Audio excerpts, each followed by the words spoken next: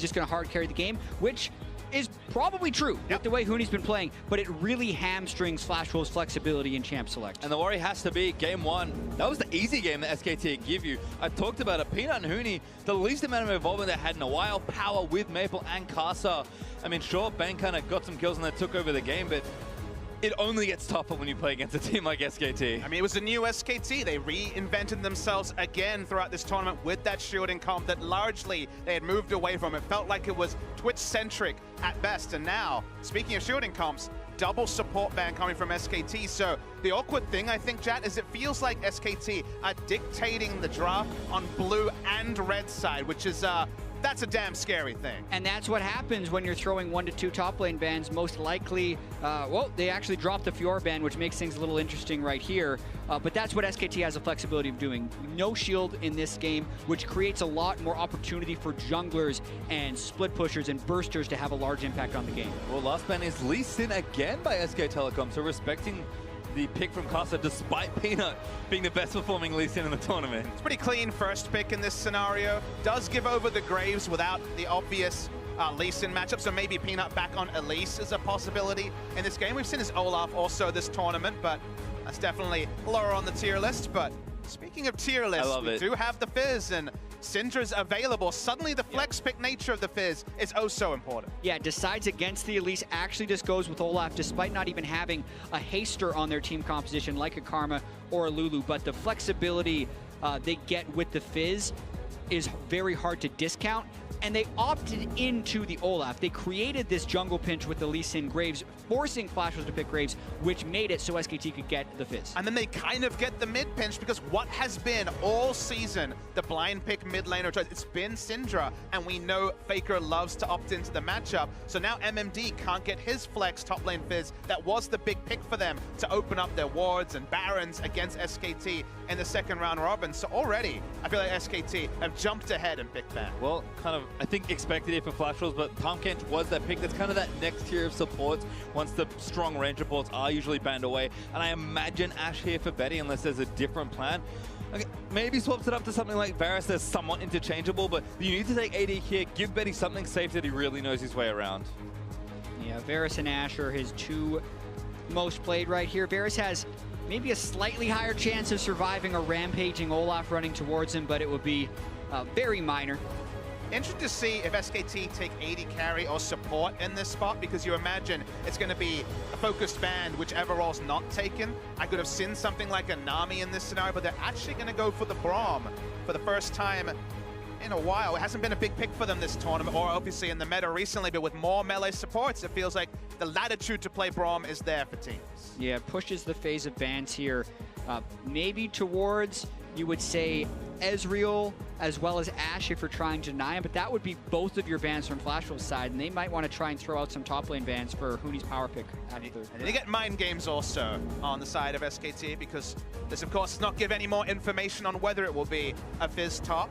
But when you do see a Rumble ban, you start wondering, okay, does that actually mean Fizz mid? Because Fizz traditionally does very well into the Rumble matchup, and mind games are real. I love it here, but there's a cog ban for Flash Wolves, and you have to think the other champion, we hit on Ashe, but Twitch has been the big one for Bang here, so I think Flash Wolves have to have that in the forefront of their mind and likely take it away. SKT, we'll see if they keep playing games or target another lane. It's just a kind of an interesting scenario, because usually when it's Twitch, it's either Karma and Lulu, those are the big picks there, and Tahm Kench early to open up the Twitch. This would just be Twitch because they're confident in playing Twitch. And when you have so much map pressure, so much map control, usually Twitch can be kind of that icing on the cake to really add extra implied pressure. But it's such a risky draft with basically no information. Yeah, and Flash Wolves isn't, in my opinion, gaining much out of the bans that they're throwing here. Bang is a tremendous Ezreal. His Ashe Braum is still going to be very strong. They're throwing AD carry ban out with Kog'Maw, and they're blocking that, so they do make sure to get rid of Fiora. I think that's the highest value ban they've had.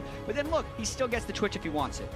Just a few too many champions in the pockets, it feels like here As in SKT. always. I'm going to consider those some big games. The reason that these teams have such good drafts, because everyone can play just about everything.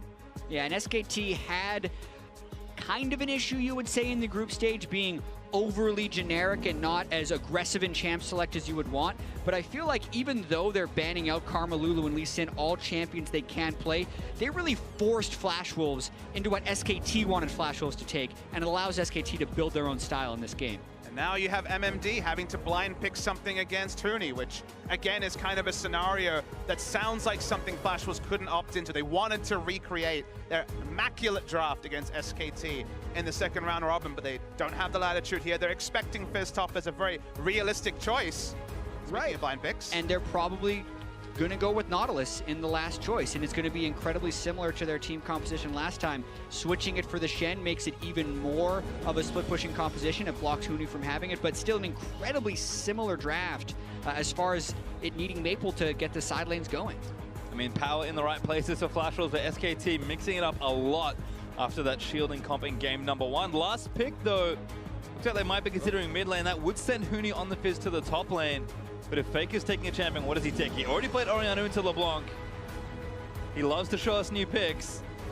Lucian, not this time. It's going to be Cassiopeia. I saw this matchup quite a lot right at the end of LCK as another option into the LeBlanc. I think every region kind of has a go-to pick. Even in Europe, you're seeing stuff like Swain, for example, against the LeBlanc. We saw quite a lot of Cassiopeia against LeBlanc. It's a pretty linear matchup. You can definitely be snowballed on, but Faker's Cassiopeia has a big reputation. Yeah, and it has been a little while since we've seen a lot of Cassiopeia. It shifted out of the meta, but still a tremendous late game mage. The things that it's decent with against LeBlanc, you can throw the miasma down onto the LeBlanc distortion, prevent the moves, and also Cassiopeia can itemize magic resistance very early on in builds if you want to, which is pretty core against LeBlanc if you want to avoid getting bursted. Yeah, the miasma interaction is the one that's definitely the take-home one. You can really restrict her movement, and thus, very squishy champion with how she builds can be targeted down. So Faker definitely going to be focusing on. So the miasma is going to be the spell to look at from the Cassio in fights. I mean, looking for Huni here as well. Off the top, I mean, I jokingly kind of talked about Huni and Peanut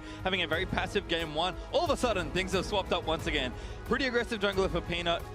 Ignite top laner for Huni. Like, if things were going to start getting heated like we saw them in the group stage for that top half of the map, we're going to be seeing no more zeros in those first 3 members of SKT, I don't think.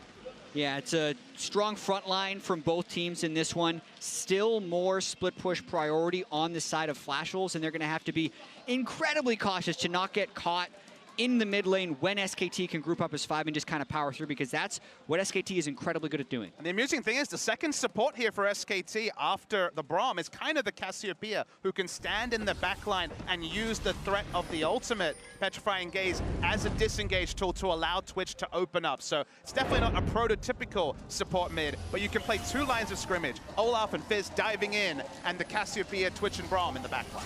Well, we'll see what happens here, but Flash Wolves going to try and start things up on the same foot in game they did in game 1 here in the second. Expect them to get aggressive, but SKT, heat's starting to turn up here. And this is a team that mounts pressure like no other in the world. And you have to think the tide is starting to rise here. SKT, we'll see if they can continue their run or if Flash Wolves are going to tie it up and make it a series. And what gameplay shifts will teams make from game 1 to game 2? Bang and Wolf had a very early fight with Betty and Sword Art in game 1, in which Bang ended up getting first blood. So Betty and Sword Art were clearly willing to try and exert some dominance on that lane early, and it didn't work out. Does that mean they go more passive, or does that mean they tweak what they were doing and try and get that kill once again? And on the side of SKT, I'm really interested to see where Peanut puts his priority, and specifically when it comes to invades, because if he tries to play around, say, the blue side jungle of Flash Wolves, he's got a no-flash Fizz in the top lane who has to hard commit. He's Olaf with Ghost. He has to hard commit.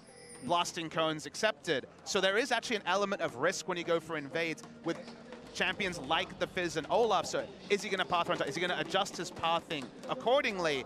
And maybe he won't even be able to play proactively. It really depends. And I'm very interested to track the early jungling pathing from both. Well, certainly 2 players that get a lot of things done for their team.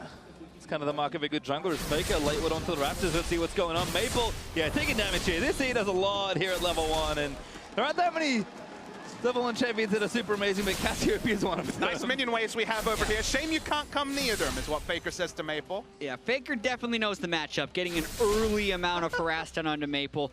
Does have Corruption Potion, is willing to expend a lot of his mana early on, which is the cost of the Twin Fang, and you can see Maple having to burn through Corruption Potion just at level 1. I mean, look, think of the value. He's already burned through the majority of his 500 gold item just to enter and get near the minion wave. He still hasn't been able to order any minions. He has 0 minions at 2 minutes 20. It's actually all zeros right now because he's about to run out of crafting potion charges as well. Yeah, and here's one of the minor tweaks. SKT banned LeBlanc every game of the group stage. They didn't have to. Faker knows how to play as and against LeBlanc. So really, 0 CS to 11 with a level 1 recall. That's what Faker... that's why you don't need to ban LeBlanc. And that was kind of the ban that jumped off the page. I mean, I didn't even really take, as the series went, the weeks go on, or sorry, the games went on, really take into account they were banning LeBlanc on blue and red. It hasn't been something they've done in LCK very frequently. So leaving it open has been so tantalizing to both teams. Maple's opted into it twice, and this time around, oh boy, he's had a world of pain. Has to use the TP already. Adds a control ward to his inventory item, so all consumables right now. You can see about 200 gold up for Faker early on, and that's pretty insane for an early advantage. Faker now goes back, control ward, Dark Seal, gonna keep that pressure going. Yeah, watching Maple CS here is kind of a weird thing, but it's like very satisfying to see him just try and fight against the levels, the lack of itemization, the lack of AP he has in the early game. So pressure game from Faker that honestly we haven't seen too much this tournament. It's been a lot of passive Orianna for the majority of the tournament. Big change there with the approach on the Cassiopeia. Well, didn't keep too tight track of the junglers, unfortunately, because of all the action in mid lane, but Carter and Peanut both level 4, just farming up early as Faker added again onto Maple. Maple just getting run down every single time. Faker not going to make it a highlight just yet, but Maple's forced out again. Yeah, Faker's angry about something right here because he's just gone and gotten the Dark Seal. Maple was obviously unable to buy anything on the first wave, and he's also denying him CS at this phase. I mean, he's freezing the wave that... Even though you could think, okay, well, he hasn't got teleport, push it in. No, no, no. Faker wants this scenario in mid to extend until he gets a kill or he forces the jungler to come and help push out, which, of course, Graves is uniquely good at. But Costa comes mid lane. That's so much extra latitude for Peanut, the other lanes to react. So Faker's trying to make this all about the mid lane in a way that games this tournament for SKT have not been. Well, if we look out of the mid lane, you see MMD and Huni trading up here in the top side. Everyone else is even, so that's going well at least for both teams. Betty and Sorta getting some push going, but Bang going to be playing it safe. I mean, Casa, again, not that same level of proactivity. He's going to clear out this control ward, so might open something up here, but Maple's bad time continues. 36 and counting to 12 when I last looked. Faker is almost 30 CS ahead at 5 minutes. Yeah, really showing how you can play that matchup early on as the Cassiopeia. Takes his first bad trade there, not getting his miasma down in the right spot, but still has a lot of the ability to resustain as the Cassio with the Corruption Potion. And the wave is still not in a good spot for Maple, so he still has to play pretty defensive. He now has one control ward down on one side to back off. There's another nice chain. Asma in there, but a good little sneaky chain from Maple. Gets Faker down a little lower. Out of potion charges now. Maple does have an extra, but at this point I'm almost worried if Faker's going to look for some crazy level 6 all in, but finally the wave did reverse. He's going to have to relinquish that pressure. Huni's going to TP top. Faker's going to recall and buy up as well. And Dina taking some damage. Huni with that early sheen, so also playing aggressive in his 1v1. When you're laning against Shen, you have the latitude to go pretty much whatever itemization you're feeling. In other more tough matchups, Spectre's Cowl into Trinity Force is often the way, but Sheen against the Shen is just fine. Some Shens will just take a Tiamat early just to battle, but gonna go the respectful route of going towards Spectre's Cowl, and feels like even with the first itemizations, you kind of know how this lane's gonna play out. Yeah, and as soon as the teleport is down, Peanut's up there at the right time for a gank, but MMD played this one smart. The last thing that you want is to be pushed out of the lane after your teleport, because that's when you lose total control of the lane. Oh my goodness. The thing that Faker's doing is he's applying so much threat to Maple that he's never even getting off the second part of his chains. Maple again, big mini wave, gonna try and make something happen here. Gets the chain down, Carter also joining Stand United, gonna move in there as well, but Faker, as he splashes away and finally relinquishes some aggression. It took 3 people, and Maple will still have to recall just to get Faker's flash. That could subdue his aggression a little bit. Here comes Huni though, trying to get something. Gets himself over the wall, so should be safe there. Huni only recently picked up his ulti, so I think the other reason why Peanut wasn't able to really force, and now the wave's pushed back, and MMD going to have it in a better spot. But Maple, almost on life support already. Negatron Cloak early, will need every ounce of combat stat he can get. And Faker has gone for that tier. His Casa been fished up there by Huni. Damage coming in. This looks like first blood. Ignite is there. Goodbye, Casa. MMD lost control of that top lane. Faker also controlling the mid lane so much. Karsa was in vision for pretty much the last minute, so Huni knew exactly where to find him. And when you're playing around mid lane, when you need to draw so many resources to get a micro win like the flash to relieve pressure, predictably, wards are going to go down in other areas that you can't keep tabs on everything. Huni just walked up. He didn't actually have vision, put down a control ward, ducked around the wall, hit a max range vision. Ignite, goodbye Karsa. Right as the blue is respawning, Huni just trying to get vision on it and finds a Graves. Very nicely done. I feel like he didn't mean to auto-attack the controller, but his instincts just said, I have to do it. And as soon as Huni saw that, he's like, hey, you're dead. You cannot be staying there. Maple back in on the Faker. Karsa here as well, but Faker looking for a 1v2, perhaps damages that. Gets the stun onto Maple. Now Peanut going to make sure to protect his mid laner, so no heroics needed just yet. Faker drawing so much attention in this game and still applying his will. 40 CS up at 8 minutes now. Still his barrier as well throughout all of that chaos. I love that Bang's here as well, just to see if maybe something can be done. Was on a recall as it built for the cover. Something can be done. Oh no, he can! On to Maple Chain, he's good with that force to fly. Whoops in here as well. It's a party in the mid lane, and Bang gets a second kill. Yeah, when Faker draws the reinforcements, when you've got the stealth from the Twitch, this can be the answer for SK Telecom. And on the desk, very rightly they called out that this tournament hasn't been about Faker, who's been fine, but we haven't seen the moments that were quintessentially Faker. This game, the first 10 minutes of this game is the Faker show that we've been denied so far. And he hasn't even necessarily done the things that we called out that the Cassiopeia does against the LeBlanc. It was all about level 1, just out-trading by spamming, knowing that LeBlanc needs to proc the passive and can only do that if you're skilling E and landing the skill shot. Then they're also using the Twitch, something that is banned so much against Bang, waits for the distortion to come out, opens up, and everyone from SKT piles in. And bans is the big story. They may not have actually put too much time into LeBlanc and scrims because it was permabanned on both sides. It's up, it's Maple's LeBlanc. Maple is a famous historic LeBlanc player just like Faker.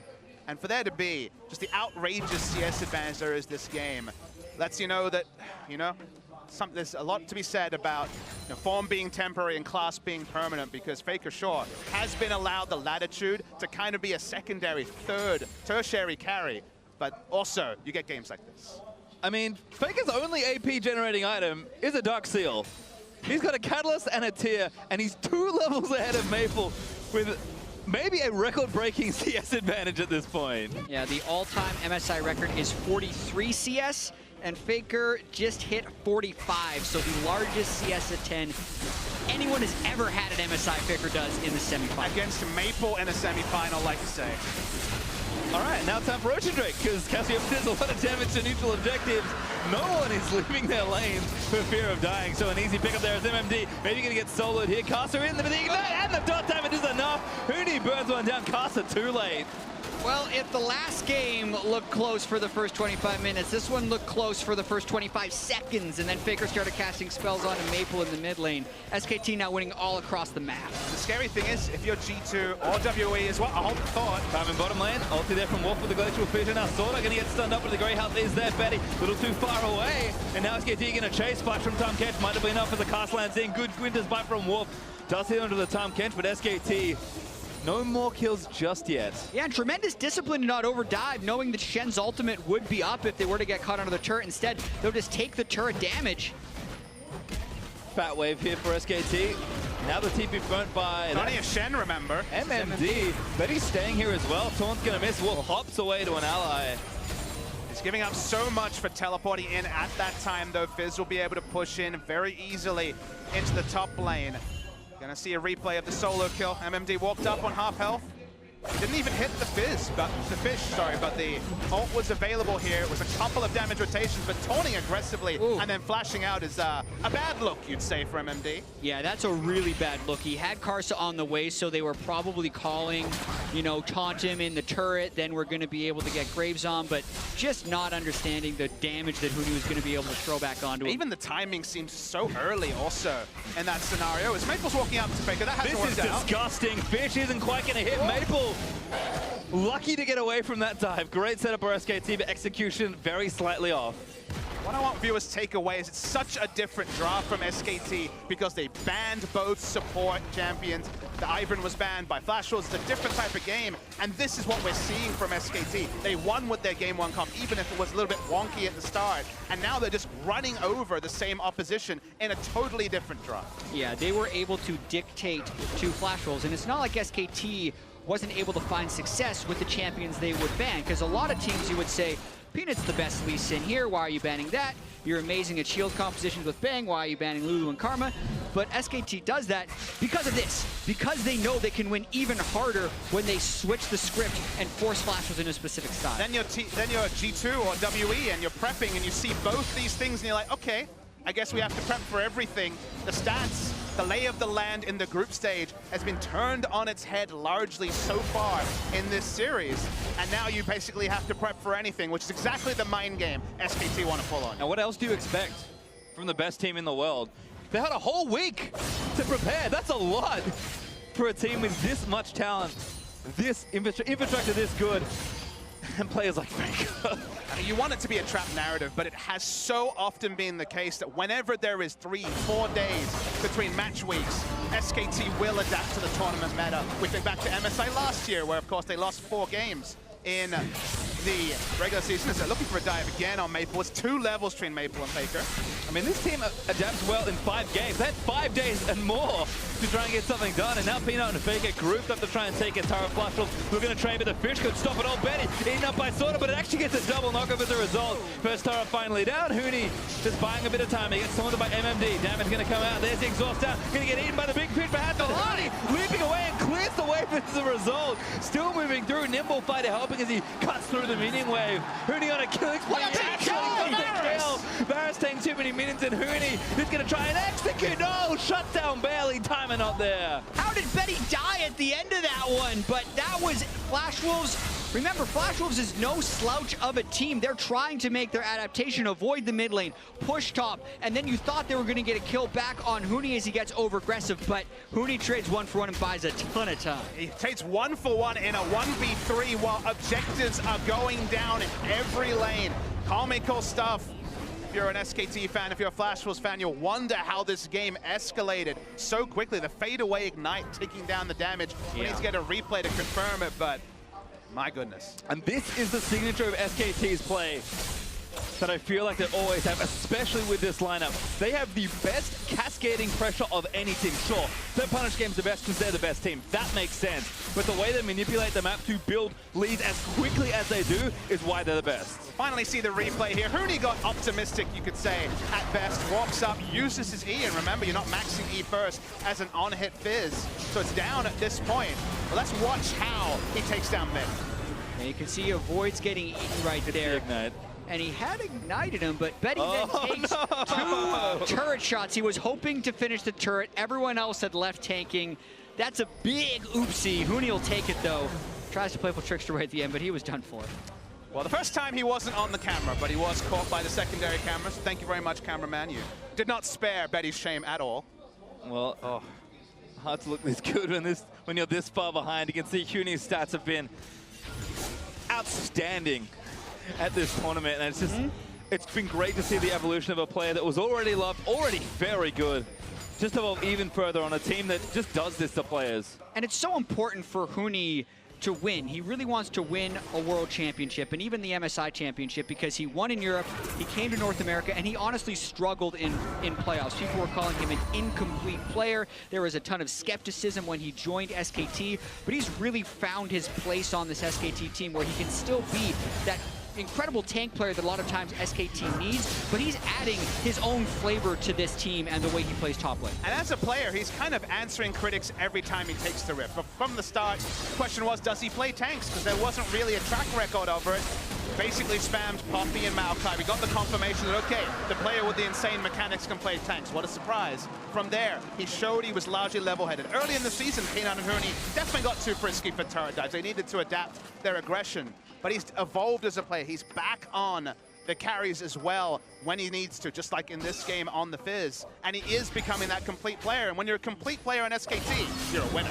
Well, it looks like someone snuck in. It is Caster into the top side. Taunt's going to land onto Huni, but I'm not sure they've got enough damage. Fish does go wide there, so now he's going to have to Urchin strike back to that minion. Flash forward from Caster. Ulti, he's going to miss despite the cancel. Playable Trickster away, one in the front. Stand United just to be sure. Caster gets the kill. Getting Stand United there is an accomplishment in itself, but also gets Because he can't go bot lane aggressive. now. He can't go bot lane because he doesn't have the Stand United, so Shen's out of position. Yeah, you better flash Maple. Faker spots the LeBlanc, and Maple respectfully moves away. 3 turrets now for SKT as they take the tier 2 in the bottom. A trade for Flash Tools as they take their first turret of the game. But 5,000 gold and counting at 17.5 minutes. CS leads in almost every lane. SKT putting on a show as always. Yeah, and pretty good scaling too when you consider the Cassiopeia and the Twitch. Definitely things that Flash Wolves need to be able to absorb, because if they lose this game, they go down 2-0, and we usually see how that ends when they play SKT, so they need to do everything they can to regroup in this. You can see Huni, I like the plays them trying to go up there and punish Huni. They just haven't been there on the execution, and they need to withstand the rest of SKT pushing through, because once again, there's not great initiation on SKT. And withstanding and absorbing pressure has been basically G2's big win condition so far this time. A lot of teams have been able to respect inaction or large inaction and just get through kind of mid-games where they're behind 5,000 to 7,000 gold and bring it to the late game. But when SKT get ahead, they push forward those wards, and when there's a Twitch on the map, the safe objectives, the safe minion waves, you get much more conservative because you have to respect so many things at once, especially when Stand United is down, that it's so hard to lose the minimum against SKT, and especially SKT with Twitch. Well, might as well take Rift Herald because there's not a whole lot else to do on the map right now. I imagine it's going over to Huni. He's going to pick up the buff after SKT taken, and now power transferred to that left side. Going to try and take that MMD to start it off. There's a turret there as well out of the deal, but Bang wants to kill instead. Winter's Bite land for MMD. Back to the safety of his turret, although it's very temporary safety.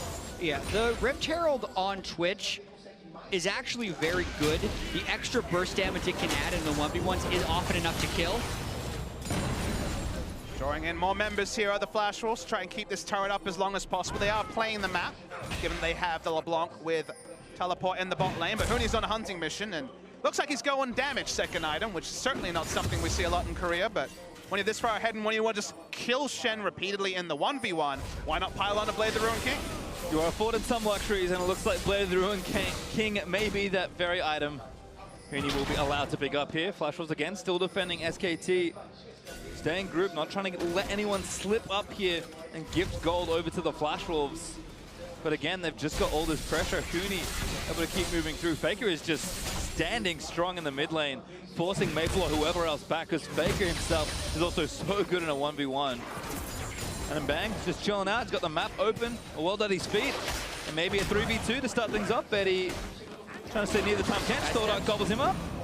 And again, safe for now, but that turret's looking real unhealthy. Yeah, and they are getting out pressured in both soul lanes as well, which makes that hold even more difficult. It's a 2,000 gold lead for Faker in the mid lane. It's an 1,800 gold lead, plus the Rift Herald buff for Huni. So SKT actually pretty happy to keep this map spread out. When you see the Vamp Scepter on Huni, you know there's no way he's going for a team fight biz right here. He's really just trying to dominate that 1v1 versus Shen. Well, it looks like they're going to chase Maple, who's on the wrong side of the map.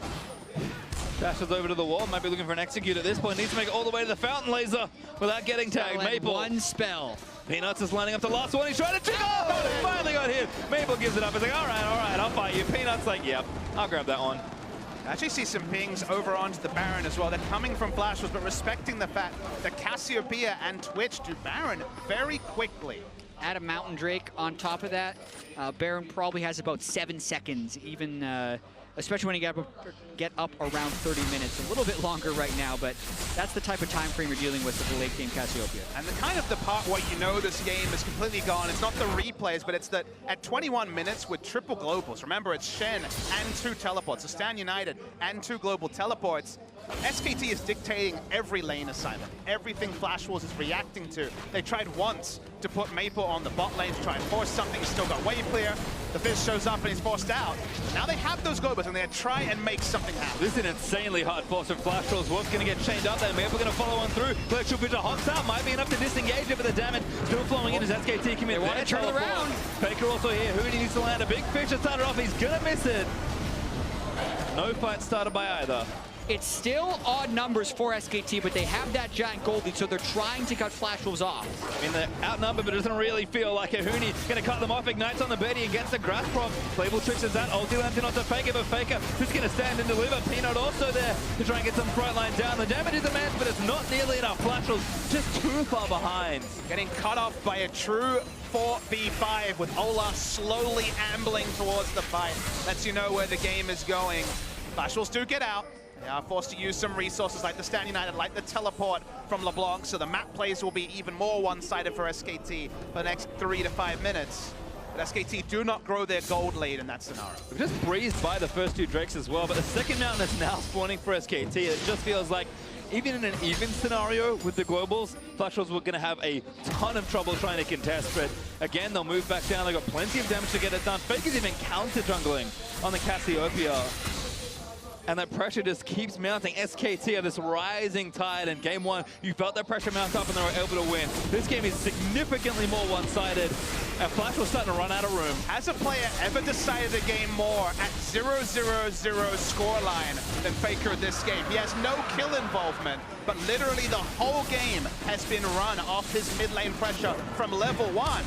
And it feels like every other kill is just a needless stat line compared to Faker's impact. He has completely taken LeBlanc out of the game. Maple has had no impact and been a negative amount of pressure in the mid lane. Double Mountain also, I would argue, is one of the better Drake combinations for Cassiopeia, since one of the threats of Cassiopeia is the incredible amount of sustained damage that she can deal to Baron with Twin Fang as well as poisoning.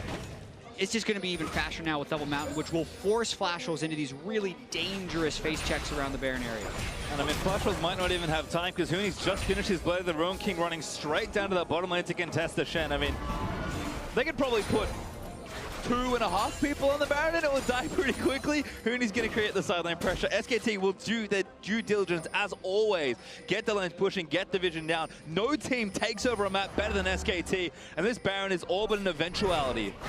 Yeah, Faker and Wolf could 2-man Baron at this point in the game. It actually would be able to be possible, especially with the Ocean Drake on top of that one, but they're just making sure they're getting their waves in the right spot. They're doing this Baron properly. No reason not to. And now they're in the area on Flash Wolves.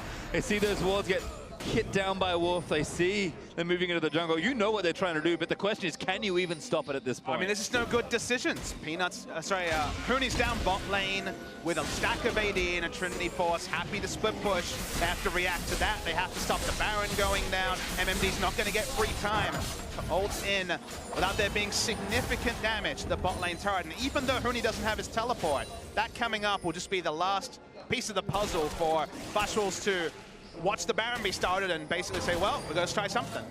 Faker stealing blue as well means that he's not going to run out of mana trying to do the Baron, which is maybe a concern. And you may have talked about it. Wolf and Faker are on the objective. Nice blue trigger from Flash Wolves just to spot it out. But that may be a real thing. Faker's going to start it. Wolf's going to join him.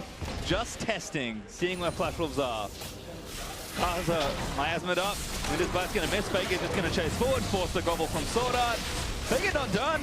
But Seraph's going to get chained out by Maple, but Maple does pitiful damage at this point. And that's Faker understanding vision as well as his own strength. He knows he's not going to get turned around on because 4 members of his team were missing, but it was just him and Wolf that were walking into the entire Flash Wolves team. They pushed him back. Look at this Baron drop. Wolf's just going to zone them out of the way. The rest of the team finished it already dead before Flash Wolves get anywhere close. And now SKT going to leap into action. Kata, ulti's away. Faker Flash, ulti's just for the souls. Betty gets a nice chain out, but Peter prompts the Ragnarok, goes straight into Betty as Wolf exhausts the Varus, and Maple just trying to keep them down. MMD will be the sacrifice. Faker grabs his first kill of this game. And this is why SKT has low kill participation percentages. Watch Huni. He's winning the game down in the bottom lane, taking that inhibitor. Faker gets his first kill of 6 while being the sole carry. They play the map. But I'm still disappointed, guys. I really wanted to see Faker end this game 0-0-0 and pick up an MVP. Make me smile as an analyst, but picks up the scoreline. Scoreline ruined now. Sorry, Faker. Well, Sorda, good pluck again. Manages to prevent his teammate from dying to Huni, who is running a rampage here. 1v3 on this inhibitor. Might just try and take it and win them, but Betty's going to be the first target. Ignite is down. Betty burns the flash. Huni does not care. Gets a 1v3 kill. Might get out or get another kill, but SKT, the rest of them now. A call to arms to reinforce. Casted it to Wolfity. Gets him with a Q. Sorda just mounts under all the damage, and Faker leaps towards the fountain to barely miss getting Maple. We have seen some crazy games this tournament. We have seen Peanut pick up 14 kills in 11 minutes, and still this game surprises me the most. Faker's performance, outstanding. They're looking to dive the fountain, you know, whatever, and end the game. I mean, the first game ended pretty quickly. This one's going to be even faster. SKT going to take down yet another Nexus and push Flash Wolves to the limit. 2 Barons in 2 games, and they end the game while they have the Baron. They're turning the corner on these victories so fast and decisively. They turned the corner on game 1 with a smart team fight, Caitlyn living and putting out the damage. They turned this game on a level 1 trade in the mid lane, I think, to a great degree, and it snowballed further. They had to send so many resources, the Flash Wolves, to even hope to stabilize the mid lane matchup. Predictably, the other lanes fell apart because they were funneling everything into mid lane. SKT turned on the style, and there was only ever one winner in this game. Yeah, and we heard Bang at the start of the day talk about wanting to get rid of the perception that Flash Wolves can beat the Korean teams, because they were actually coming into this series 8-2 all-time against Korean teams and 4-2 all-time against SKT.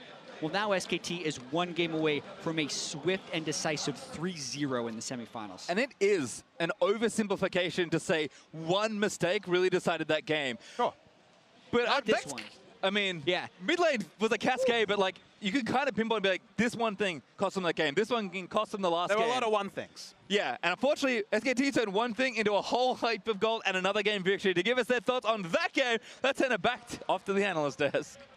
Thank you very much, gentlemen. I mean, it's starting to feel like we're in for a very fast day here with 2 games now over to SKT. This one even quicker than the one before that. And they already mentioned Faker's dominance in the mid lane. We're going to get to that in just a second. But I do want to talk about champion select again, because to your point, Deficio, once again, we see the Graves go for Karsa. So not a ton of playmaking, because that Lee Sin has been removed by SKT both times. Yep. And then a quick first rotation on the Fizz for Huni puts him in a winning matchup too. And so I want to return to the thing you said at the very beginning of the day, that you believe the best way to attack SKT is to get 2 winning lanes with the jungler that can make things happen early. So far, Flash Wolves has ignored that advice. Yeah, I mean, again, it's hard in the draft to obviously outdraft SKT and just, like, you know, get counter matchups. But that's why you need that early game jungler who can then snowball a lane. So that sets you up for having a winning lane later.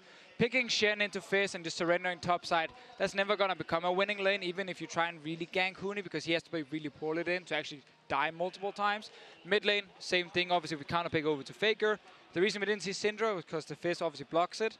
They couldn't just swap that to mid for Faker specifically. And then time catch bot. It's like, you have no lane you can really snowball.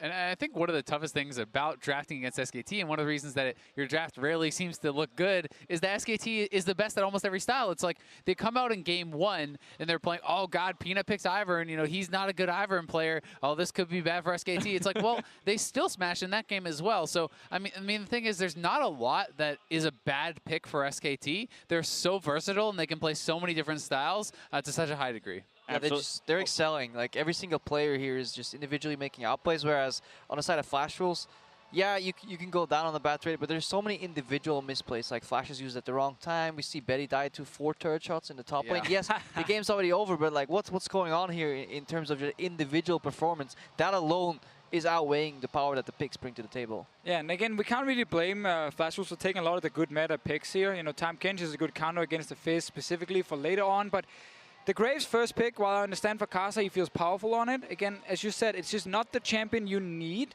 if you want to try and get these winning lanes. Because you're going to be strong yourself. What does it matter if your other 3 lanes are losing? Well, especially when we consider the way that the lanes went in this game specifically. And now I want to dive into it. Our first replay here, Acer-worthy performance by the man that we said was the weakest performing member coming in, but bracket stage. All hail the Faker. king. Oh my goodness, this guy was going off. Yeah, he's the GOAT for a reason, and honestly, watching these level 1 E-trades and putting so much pressure, it's something he does in the LCK too sometimes. He forces the 0 CS back. Yeah, 0 CS back to teleport then. But then right after, what he does too is just possibly managing the waves to the point where at one point he will poke the enemy LeBlanc out of a trade again and puts him on a freeze. Yeah, and I think that the freeze that he held for so long, that's how he developed this massive CS advantage.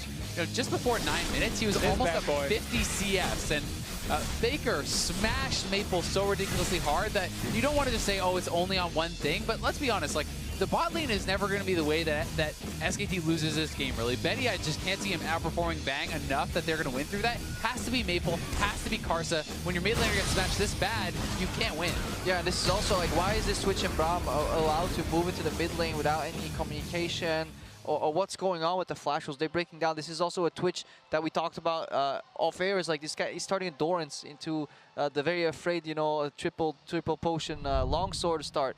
They're getting away with a lot of these things. Like, they're not getting threatened in some matchups, and that's a problem when you play against SKT. You have in your head, okay, this is a 70-30 matchup. We can pressure, get about 8 CS advantage, probably be the first one to rotate. Right. Then you're playing against Bang and Wolf, you're like, you know, let's dial that down. They're almost losing their turret to a hyper-scaling AD carry who started Doran's Blade. I mean, at that point, it was all lost anyway. Like, it was so lost after just the leading phase. Right, you got a roughly 50 CS lead coming from the mid lane at 10 minutes. This is ignoring what's going on in the top lane. Of course, Fizz picking up an early kill onto Karsa, finding him in the jungle, and then we just saw kind of the abuse coming through onto MMD in the counter matchup.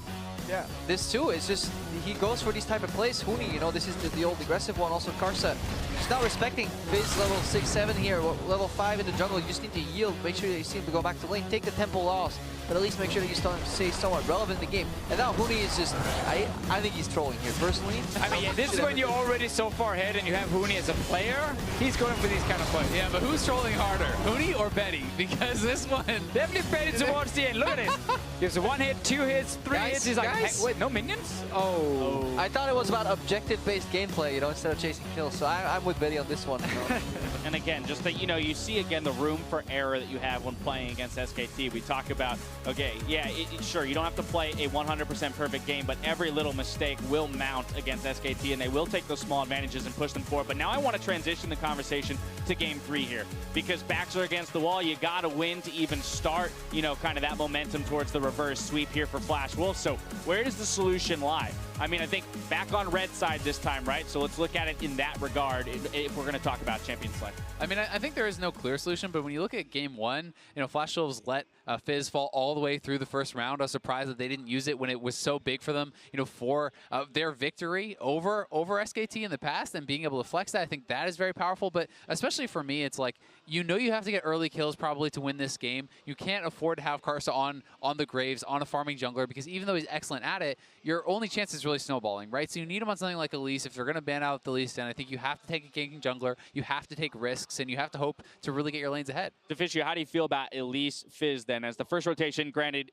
neither of them would be banned out for that to happen. I mean, it's definitely an option. I think also going back to the first game, like, you can actually give over the Iron and just say, you know what, SKT, we know we're going to lose late game anyway, so like, take that jungler, it's yours.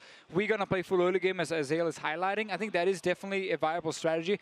If they want the Graves so badly, they need some lanes with CC they can set up like his ganks early and then maybe try and play it that way.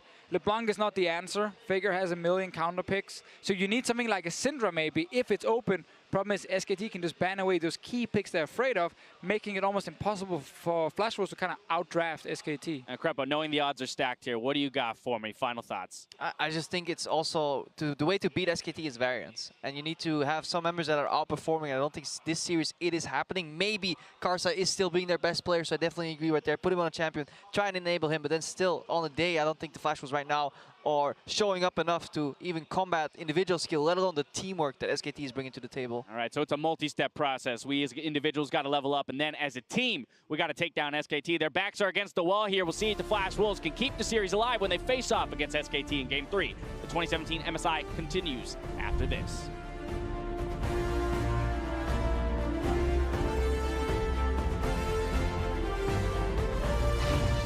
Faker is going for that tier. His Karsa been fished up there by Huni. Damage coming in. This looks like first blood. Ignite is there. Goodbye, Karsa. Something can be done. Oh, no, we can.